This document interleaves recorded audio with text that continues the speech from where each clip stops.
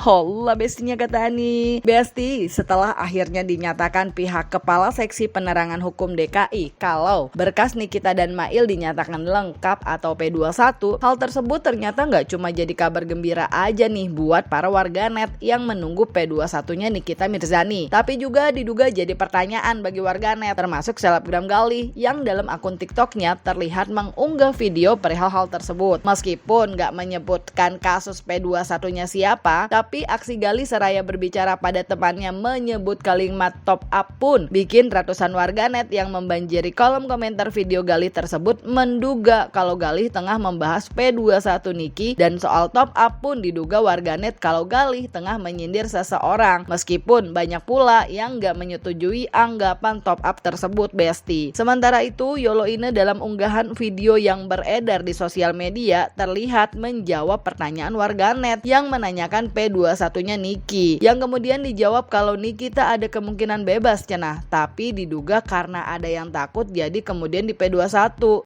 Misi numpang tanya, kok tiba-tiba P21 ya?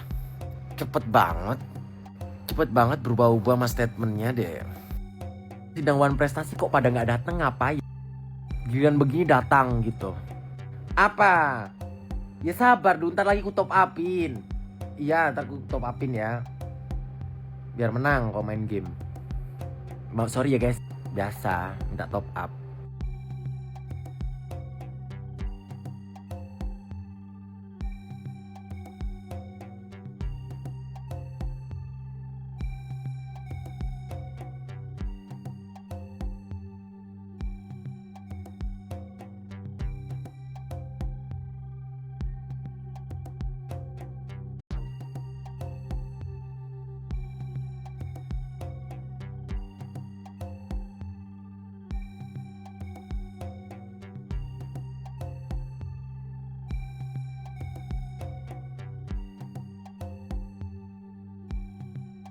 Tak hanya warganet dan juga selebgram Yoloine dan Galih dalam akun TikToknya nih Besti, Vol pun membahas perihal P21 Niki yang diduga warganet juga menyindir RG Besti. Meskipun ia bersyukur dengan P21 maka akan ada persidangan, dan oleh sebab itu ia pun diduga mewarning RG untuk datang on time nanti kala persidangan digelar. Begitu juga dengan Bella Sembiring Besti yang meminta agar jangan senang dulu dengan P21-nya Niki karena yang terpenting bagaimana bukti di persidangan. Udah P21 ya udah. Menurut gue P21 itu ya udah bagus, artinya nanti akan dibongkar pada saat persidangan. Semoga tidak ada permainan di sini nanti ya. Dan diharapkan semuanya datang hadir tepat waktu on time. Jangan lagi ada alasan ini ono. Tenang, jangan happy dulu kalian dengan berita P21. Kan aku udah selalu bilang maju kena, mundur kena, maju kena, mundur kena. Ya kan, semua pembuktian tetap di persidangan. Kita lihat aja nanti segacor apa di ruang persidangan itu, dan semua bukti-bukti akan dipertontonkan. Jangan happy dulu sayang, ini bukan kiamat bos. Aduh, aku tuh lucu ya ngelihat kalian semuanya. Ya, junjungan si Silver manusia abu-abu itu yang kodratnya itu sok-sok punya piagam, ini ono si paling berprestasi, tapi tanggal 28 Mei menghadapi Pak Hakim tidak datang. Padahal dia itu di Indonesia Raya Merdeka ini, kecuali dia alasannya sakit jiwa, itu baru dimaklumkan. Terus tiba-tiba si junjungan ini bilang kayak gini, tuh hayo lo P21. Lah emang harusnya dari awal itu P21. Ini kenapa tiba-tiba P21? Ada apa? Setelah persidangan tanggal 28 tiba-tiba secepat kilat langsung P21. Bagus lah kalau P21. Nanti akan terbongkar semua di persidangan. Boom. Asal nanti di persidangan datang ya. Jangan ngaret, on time, jangan ngundurin lagi. Kan si paling berprestasi, si paling dokter, si paling punya bakat ini ono. Padahal mah bakatnya apa ya? Si paling haus validasi, si paling ingin dipuji-puji. Padahal penepong konsumen. Cot. Lu suruh tuh ntar datang sidang kedua Wan Prestasi di tanggal 11 Juni. Ya, jangan jadi Nah, bicara soal persidangan sendiri Besti, George dan praktisi hukum lainnya pun memiliki pandangan yang berbeda-beda. Jika dalam unggahan video yang beredar di sosial media, George yang ikut menanggapi perihal kasus Niki yang menurutnya dengan adanya rekaman suara percakapan yang menurutnya harusnya sifatnya pribadi bisa membuat sidang nanti akan menjadi sidang yang panjang. Sementara praktisi hukum lain justru berpendapat dengan segera mem-P21-kan Niki adalah jalan yang baik buat Niki. Besok sidang di ranah eksepsi baru kita mengkopas di situ. Apalagi saksi-saksi atau ahli dan bahkan saksi korban. Bisakah mengungkap kebenaran hukumnya? Sulit itu. Itu aja. Korban yang kita maksud. Iya kan pasti dia akan hadir tuh. Jadi kalau umpamanya kan gini, dari 5 alat bukti kan nih kita juga salah satu alat bukti. BAP kemarin nggak tahu dia tanda tangan apa kan kita nggak tahu tuh. Salah satu. Dia sendiri sebagai orang terdakwa yang hadir. Nah, tapi harus si pelapor juga menjadi saksi bahwa dia orang yang dirugikan. Iya kan? Nah itu nanti diuji di pengadilan. Gitu. Bagaimana percakapan harus dibuka juga di publik supaya menjadi terang. Ya kan ini kan bukan tertutup untuk umum, ini terbuka untuk umum. Ini sidang ini kalau bisa panjang loh ini kasus ini. Karena akan dibedah begitu dalam. Eksepsinya akan dibedah tuh. Itu aja. Kalau menurut saya itu jauh lebih baik ya. Saya berharap proses terkait kasus Nikita Mirzani ini lebih cepat ya dan lebih cepat disidangkan ya. Kasiannya ya kalau harus diperpanjang lagi masa penahanannya ya. Jadi bagaimanapun mempercepat atau segera mem-P21-kan dan menyidangkan itu jauh lebih baik buat Nyai ya, buat Nikita Mirzani ya. Di sisi lain Besti, kubu RG yang kembali menggelar preskon pun menyatakan kekecewaannya nih lantaran tidak adanya informasi secara langsung perihal Niki dan Mail sudah dinyatakan kalau berkasnya udah lengkap atau P21. Ditambah lagi terlapor lainnya yang diduga DRO dan DRS di mana Julianus meminta agar 2 orang terlapor tersebut bisa dikupas di fakta persidangan serta berharap kepada rekan sejawatnya sesama advokat tidak ada penggiringan opini terhadap kasus kliennya tersebut. Kan bagaimana tanggapan klien kami dan juga kami sebagai kuasa hukum dan penasihat hukum dari klien kami terhadap laporan klien kami, ya kami kecewa sebenarnya. Seharusnya yang kami laporkan itu bukan terhadap hanya 2 orang aja ya, tapi terhadap 4 orang. Dan kemudian kami perlu sampaikan bahwa penetapan P21 ini kan sebenarnya dari awal kami sampaikan sudah kami yakin ya tidak akan mungkin tidak P21 terhadap 2 tersangka ini. Tapi yang jadi persoalan kalau kemudian ada rekan-rekan sejawat kami ya praktisi hukum yang lain berpendapat lain yang mungkin karena mereka tidak memahami peristiwa hukumnya gitu. Mereka tidak memahami alat bukti dan barang bukti yang kami sajikan kepada penyidik. Ya jadi sesungguhnya kalau kita berbicara tentang kewenangan advokat itu jelas dituangkan dalam Undang-Undang 18 tahun 2003 di pasal 14 dan 15. Kami ini kan penasihat hukumnya Dr. Reza Gladys yang menangani perkara ini. Ya kami berpendapat ya pasti dengan peristiwa hukum yang sebenarnya.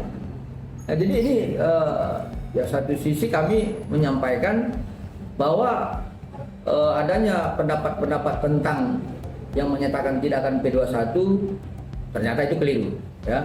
Jadi ke depan kami berharap janganlah terlalu banyak mengiring-giring opini sehingga membuat satu informasi sesat terhadap masyarakat. Di sisi lain Besti, di hari yang sama saat pihak kejaksaan preskon soal P21 Nikita Mirzani, Fahmi Bahmid yang terlihat ada di Polda kemarin justru menyatakan belum menerima surat dan tidak memberikan jawaban tegas perihal kondisi Nikita yang disebut tengah dirawat karena kondisi kesehatannya menurun. Berbeda dengan kubu RG yang menyebut kalau sakitnya Nikita lantaran adanya ekspektasi yang tinggi tapi ternyata nggak sesuai makanya jadi jatuh sakit. Nah, di sisi lain, Rasman Arif Nasution yang mengaku penahanan terhadap Nikita disebut terburu-buru pun membuatnya tertarik nggak cuma angkat bicara perihal P21 Nikita, tapi juga pengen datang saat persidangan nanti. Dan yang pasti, appreciate sama penyidik Polda nggak lupa disampaikan sama Rasman Besti. Dikit aja bang, tanyain dikit. Itu terkait satu seri Nikita Mirzani. Sampai detik ini saya belum terima surat apapun. Oh, dari pihak Kejati kan iya, bilang katanya surat saya belum menerima surat. Bisa nggak ini lagi ngaji? Iya, mohon maaf ya. Tapi kabarnya sakit ya bang. Apakah Nikner sakitnya sih bang? Iya, udah ngaji, maaf ya. Bang, tapi kondisi Nikner